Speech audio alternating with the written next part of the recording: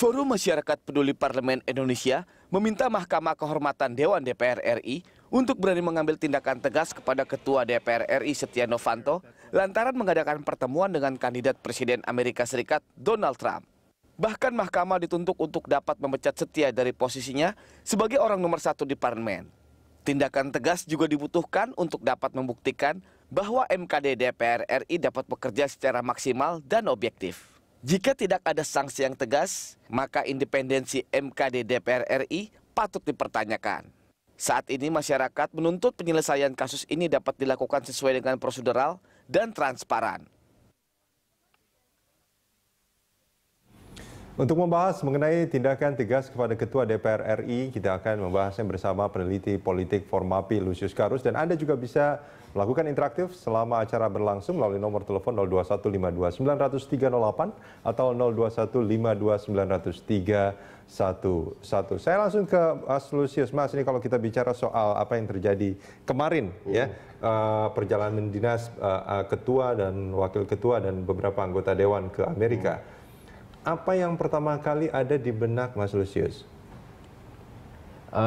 Yang waktu itu langsung terbersit di benak tuh ketika melihat tayangan di televisi, pimpinan DPR kita bertemu dengan Donald Trump di Amerika. Ya. Saya merasa kok Indonesia ini rendah banget ya.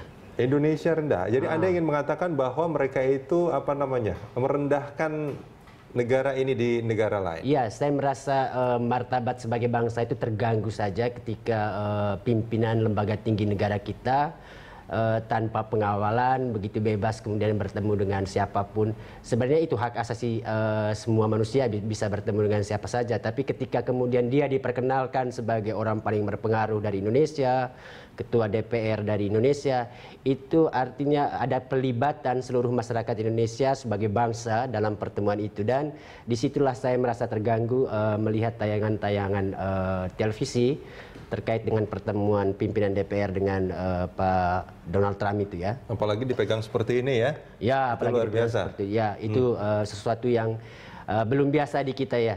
Pejabat tinggi negara dipegang-pegang kayak gitu ya.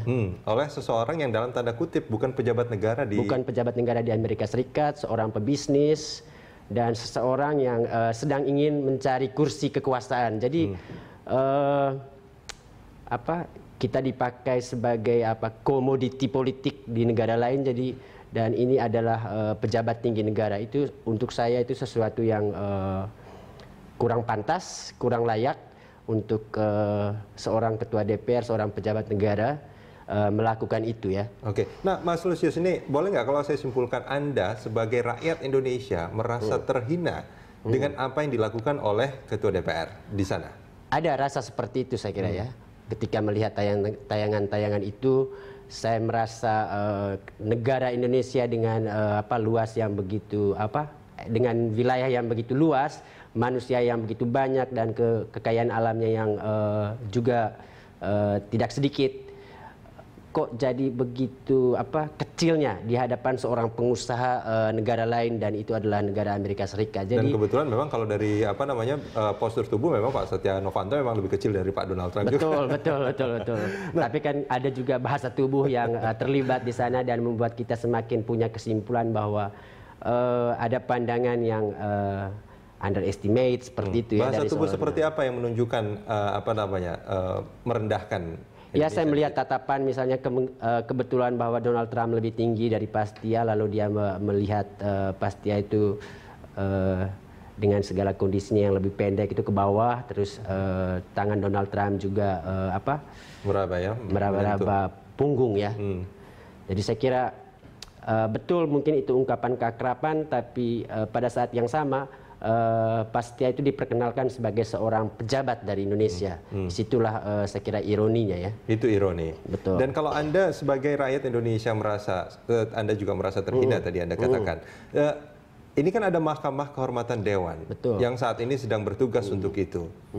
Apa sebetulnya yang harus dilakukan? Artinya vonis seperti apa sih sebetulnya yang menurut Anda pantas, adil tentunya bagi... Mungkin tidak usah jauh dulu berpikir tentang vonisnya ya. Perlu bagi kita bagaimana bisa mengawasi atau mengontrol kinerja Mahkamah Kehormatan Dewan agar kemudian ini tidak dibajak, agar kemudian ini tidak jatuh dalam transaksi politik antara kepentingan-kepentingan politik di DPR. Karena saya membaca ada nuansa-nuansa ini mau ditukar gulingkan misalnya Tukar seperti gulingan itu ya. seperti apa? Misalnya saya melihat dari pihak Pak Fadlizon misalnya mulai mengangkat-angkat kasus yang terkait dengan PAW menteri-menteri dari Koalisi Indonesia Hebat. Ya. Dan itu seolah-olah dikencangkan tekanannya sehingga kemudian pada saat yang sama ada peluang misalnya ini nanti dikuburkan saja kasus terkait dengan pimpinan DPR ini, lalu KMP misalnya tidak mau meributkan posisi 3 menteri yang sampai sekarang belum di PAW dari KIH. Jadi peluang-peluang seperti ini yang kita tidak inginkan terjadi, karena itu kita harus memastikan kontrol terhadap kerja Mahkamah Kehormatan Dewan ini harus dilakukan. Dan saya pikir perlu didorong misalnya bagaimana supaya sidang-sidang yang dilakukan oleh Mahkamah Kehormatan Dewan itu dilakukan secara terbuka. Saya melihat sudah Itu ada... sudah dijanjikan sama Dasko ya? Ya betul, tapi kan belum... Bahwa ini akan dilakukan secara transparan katanya. Betul, tapi apakah rapat-rapat pemeriksaan nanti itu akan dilakukan secara terbuka itu kita belum tahu. Tapi sudah ada gejala-gejala yang tidak terlalu bagus. Misalnya kemarin Mahkamah Kehormatan Dewan itu mengirimkan surat resmi ke Sekjen untuk dipanggil sebagai saksi gitu ya, dalam proses pemeriksaan. Tapi Sekjen kemudian membalas surat Mahkamah Kehormatan Dewan bahwa berdasarkan rapat konsultasi dengan pimpinan DPR, mereka tidak bersedia untuk dipanggil oleh MKD. Jadi saya pikir ini sudah ada tanda-tanda bahwa ada tekanan dari pimpinan DPR kepada Sekjen untuk tidak mau menghadiri panggilan MKD, dan itu bisa berarti ini perintah atau tekanan dari pimpinan Dewan supaya Sekjen tidak membuka informasi apapun terkait misalnya dengan proses perjalanan mereka ke Amerika Serikat. Apakah MKD punya kewenangan yang lebih tinggi artinya untuk memaksa? Betul, ada kewenangan itu. Bahkan MKD itu bisa menggunakan jasa pihak kepolisian untuk memanggil orang yang tidak bersedia dipanggil secara baik-baik oleh MKD ya. Kalau MKD artinya kalau ada perlawanan terhadap MKD dan MKD tidak menggunakan aparat penegak hukum, apakah itu bisa diartikan MKD sebetulnya lemah dalam hal ini? Saya kira iya. Kita harus melihat reaksi, tapi untuk sementara saya melihat tadi malam pernyataan dari anggota MKD. Siapa? Yang dari PDIP ya, siapa namanya? Apa yang mengatakan bahwa mereka akan menggunakan cara apapun untuk bisa mendatangkan Sekjen sebelum ada upaya-upaya misalnya penghilangan barang bukti. Jadi berarti kita berharap hari ini atau besok MKD ini bisa mendatangkan Sekjen itu untuk diperiksa. Ini kalau kita bicara barang bukti kan sebetulnya sulit untuk dihilangkan saat ini kan, karena barang buktinya sudah menyebar kemana-mana.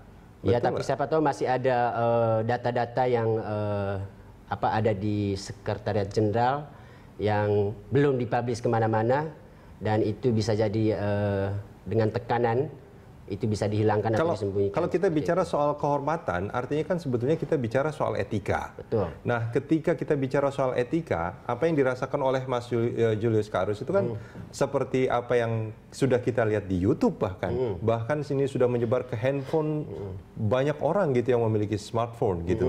Mestinya itu sudah menjadi bukti yang cukup tidak?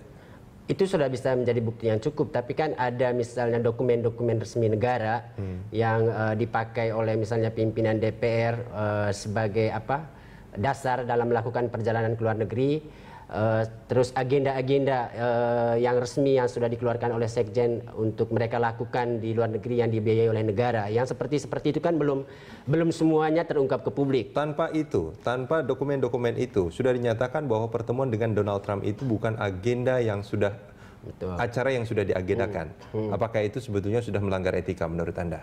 Saya kira sejauh ini yang ditampilkan di media dengan berbagai macam komentar yang disampaikan baik oleh Pak Setia maupun oleh Pak Fadlizon, saya melihat potensi dugaan pelanggaran kode etik sangat tinggi ya.